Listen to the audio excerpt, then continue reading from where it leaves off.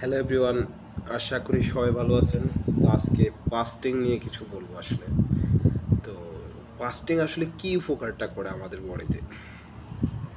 Fasting করলে আপনি যদি না খেয়ে থাকেন খালি পেটে, তাহলে কি হয় জানেন? সর্বপ্রথম আপনার কিডনি, আপনার লিভার এগুলো তো রেস্ট পায়। তো এগুলো কিন্তু তখন অন্য কাজে ব্যস্ত হয়ে পড়ে। কি? আপনার শরীরে, আপনার বডিতে যে সেলসগুলা নষ্ট হয়ে গেছে, যে সেলসগুলো ক্যান্সার হয়ে গেছে, মরে গেছে, সেই সেলগুলা রিকভারি করে আপনার বডি, ঠিক আছে? উপরওয়ালা আমাদের বডিটা এরকমভাবে সৃষ্টি করেছে, আমাদের বডিতে আমাদের সব রোগের মেডিসিন কিন্তু আমাদের বডির ভিতরেই আছে, বাট আমরা সেটা জানি না, ঠিক আছে? আমরা প্রয়োগ করতে জানি না।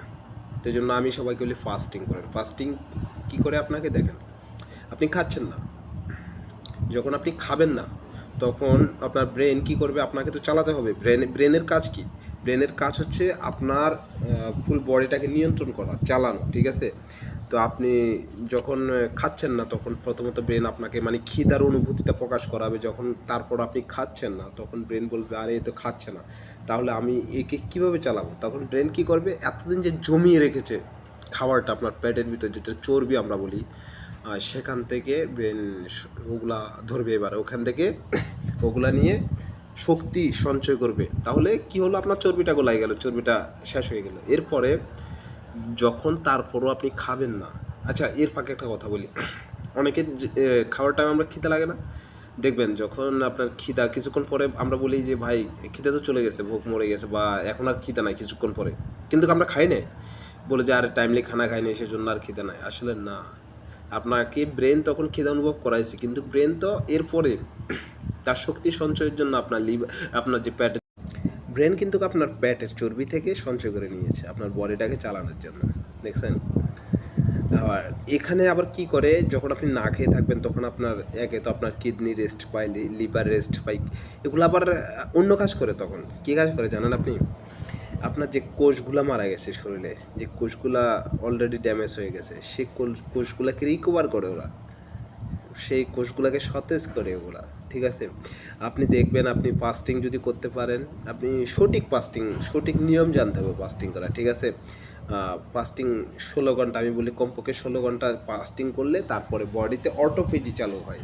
আর এই অটোফেজিটা হচ্ছে যে আপনার বডিটাকে রিকভারি করবে, মানে আপনার যে সেলসগুলো নষ্ট হয়ে গেছে সেই সেলসগুলো রিকভারি করবে, এটাকে বলে অটোফেজি, ঠিক আছে? এই অটোফেজি আসলে অনেক উপকার। এই অটোফেজিতে জাপানের একটা বিজ্ঞানীর নাম হচ্ছে ওসামি, আপনারা গুগলে সার্চ করলে পেয়ে যাবেন, বা ইউটিউবে সার্চ করলে পেয়ে যাবেন। তিনি কিন্তু নোবেল প্রাইজ পেয়েছে, ঠিক আছে? এই অটোফেজির উপর গবেষণা করে, মানে এটা যে কতটা হেল্পফুল মানুষের জন্য। তো এই জন্য ফাস্টিং করবেন, ওয়াটার ফাস্টিং করতে পারেন, আপনি পানি খেতে পারেন, ঠিক আছে? খালি একবারে না খেয়ে থাকলে হবে না, পানি খান, আপনি পানি খেতে পারেন, ঠিক আছে? তো এরপর আপনার যখন প্রতিটা সেলস, নষ্ট সেলস যখন আবার আপনার শরীরে, আপনার বডিটা ঠিক করবে, রিকভার করবে, তখন আপনি দেখবেন এতদিন যে আপনি আপনার শরীরে কোথাও ব্যথা ছিল, কোথাও আপনার মানে সবগুলা ঠিক হয়ে যাচ্ছে। আপনি আবার মনে করবেন যে না, 20 বছরের যুবক, 18 বছরের যুবক হয়ে গেছেন। সত্যি আপনি শক্তি সঞ্চয় পাবেন আপনি। আপনি দেখুন না, ট্রাই করে দেখুন, ঠিক আছে? আমি এই জন্য সবাইকে বলি সপ্তাহে অন্তত একদিন না খেয়ে থাকুন, ঠিক আছে? আর প্রত্যেক দিনই আপনি আপনার বডিকে অটোফেজি মোডে করতে পারেন। কীভাবে? সেটা হচ্ছে আপনি সন্ধ্যা 6:30-টার আগে রাত্রের খাওয়াটা খেয়ে ফেলবেন। আর সকালের আমরা যেটা ব্রেকফাস্ট বলি, ঠিক আছে? আসলে এটা তো এই ব্রেকফাস্টটা আমাদের ইংরেজিদের দেওয়া, ঠিক আছে? এখন আমরা ব্রেকফাস্ট, হ্যাঁ, মানে আমরা সকালে কী করি, হালকা নাস্তা করি, আসলে এটা ঠিক না। সকালে খাবেন রাজার মতো, সকালে রাজার মতো খাবেন, ঠিক আছে? দুপুরে খাবেন প্রজার মতো, মানে সকালে যতটুকু খাবেন দুপুরে তার অর্ধেক, রাত্রে কিন্তু তারও অর্ধেক, রাত্রে সামান্য, রাত্রের খাওয়াটা, ঠিক আছে? তো আমরা কী করি, সকালে সামান্য খাই, রাতে এবং দুপুরে গলা অবধি। তো আমরা আসলে জানি না খাওয়ার নিয়মটা, আর এই জন্য বলি সকালে খাবারটা আপনি 9টার পরে খাবেন। এই যে সন্ধ্যা 6:30 থেকে সকাল 9টা পর্যন্ত একটা লম্বা একটা গ্যাপ হয় না, তখন আপনার বডি কিন্তু অটোফেজি মোড চালু করে, তখন আপনার বডি কিন্তু রিকভারি করে, আপনার বডির যে সেলসগুলো নষ্ট হয়ে গেছে, যে কোষগুলো ধ্বংস হয়ে গেছে, সেগুলো কিন্তু আবার আপনার বডি রিকভার করে দেয়, ঠিক আছে? আপনি যদি রাতে 10টা বাজে খান খাবারটা, অনেকে আছেন এরকম রাত 10টা বাজে খানা খেয়ে শুয়ে পড়ে, তখন কি হয় প্রথমত এটা বদ হজম হবে, কারণ এই খানাটা হজম হবে না। রাত 10টা বাজে খানা খেয়ে শুলে এই খানাটা হজম হবে না। দ্বিতীয়ত আপনার কিডনি সমস্যা হবে, আপনার লিভারের সমস্যা হবে, আপনার গ্যাস্ট্রিক হবে, আলসার হবে, আইবিএস হবে, মানে সব রোগ আপনার। ঠিক আছে, এবার বলেন এগুলো কীভাবে হবে? গ্যাস্ট্রিক আইবিএস কীভাবে হয়?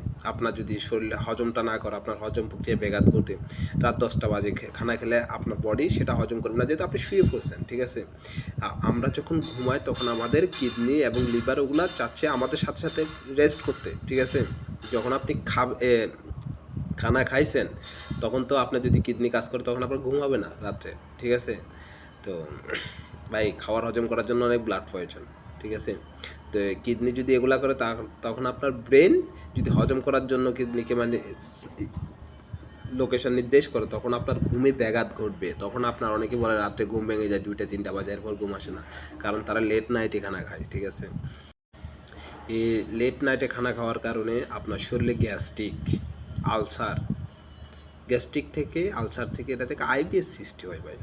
ঠিক আছে, তারপর এটা থেকে আপনি আইবিএস মানে একটা আপনি লম্বা একটা রোগে চলে যাচ্ছেন। ঠিক আছে, তারপর রাত্রে ঘুম না হলে আপনার ব্লাড প্রেশার হাই হয়ে যাবে, আস্তে আস্তে আপনি সুগারের রোগী হয়ে যাবেন। ঠিক আছে, আপনার কোষের ভিতর যে সুগার আর মানে কি বলবো ওটা তার ঢুকতে পারছে না, আপনার ব্লাডের সুগারের পরিমাণ বেড়ে যাবে। যে সুগারটা আমাদের ব্লাডের থেকে মানে বের হওয়ার জন্য আমাদের প্রতিটা কোষ দিয়ে বের হবে, সেটা বের হচ্ছে না, কারণ ওখানে অলরেডি হাই হয়ে যাচ্ছে।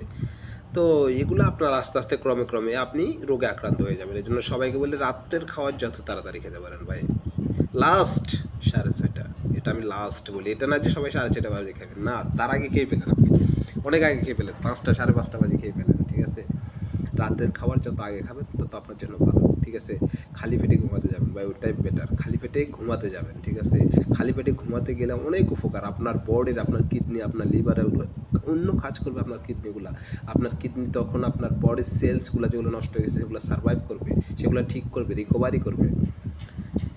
ঠিক আছে, এই যে সকাল 9টা পর্যন্ত আমি যে বলি একটা লং গ্যাপ, এই লং গ্যাপটা কিন্তু আপনি অনেক উপকার পাচ্ছেন। এর মধ্যে আপনি পানি খেতে পারেন, শুধু পানি খাবেন। এটা আমি অনেকে আবার ভাববেন যে না এত লম্বাটা আমি না, পানি খাবেন আপনি।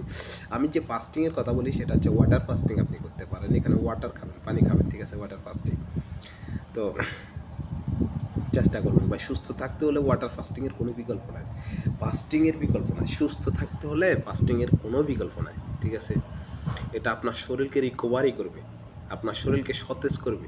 আপনি যদি নিয়মিত ফাস্টিং করতে পারেন, আমি চ্যালেঞ্জ করবো আপনার কোনো রোগ হবেও না। যাদের রোগ আছে অলরেডি তারাও, আপনি ডায়াবেটিসের পেশেন্ট হন, আপনি যদি যদি সুগারের পেশেন্ট হন বা আইবিএস, গ্যাস্ট্রিক, আলসার যেটাই বলেন ভাই, আপনি আমি যেটা বলি এটা মেনটেন করে চলেন, পৃথিবীর সব রোগ থেকে আপনি মানে মুক্ত পাবেন। ঠিক আছে, পৃথিবী আচ্ছা রোগ হয় আমাদের কারণে, আমি এর আগের ভিডিওতেও বলেছি, রোগ আমরা কিনে আনি বাজার থেকে আর আমরা নিজেরা বানাই আমাদের লাইফস্টাইলের কারণে, আমাদের চলাফেরা লাইফস্টাইল চেঞ্জ করার কারণে।